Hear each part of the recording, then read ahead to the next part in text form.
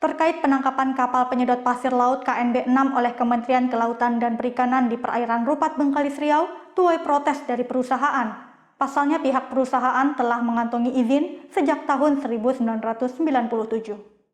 Terkait penangkapan kapal penyedot pasir laut KNB 6 oleh Kementerian Kelautan dan Perikanan di perairan Rupat Bengkalis Riau, menuai protes dan kekecewaan dari pihak perusahaan dari PT Logomas Utama yang merupakan pemegang izin sah untuk penyedot pasir laut di Provinsi Riau. Pihak perusahaan mempertanyakan dasar hukum Kementerian KKP menangkap dan menghentikan aktivitas pengerukan pasir laut oleh PT Logomas Utama, padahal perusahaan ini memiliki izin lengkap sejak tahun 1997 silam.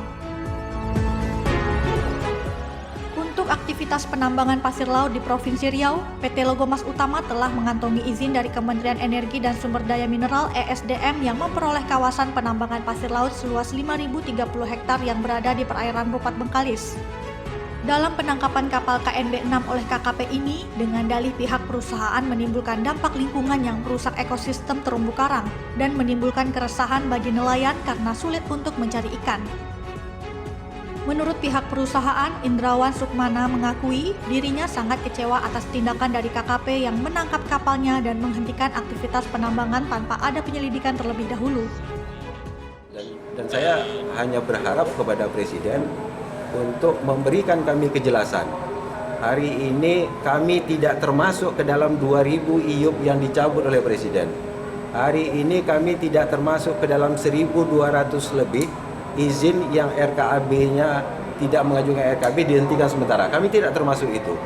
Kami termasuk ke dalam satu-satunya pemegang OP di Riau dan sudah menyelesaikan seluruh kewajiban.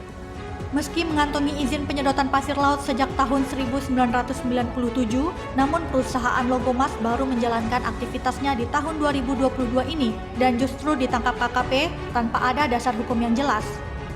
Legalitas perusahaan ini terlihat dari rutinnya setiap tahun membayar pajak yang nilainya mencapai 265 juta rupiah, serta membayar uang jaminan reklamasi sebesar 1 miliar rupiah kepada pemerintah.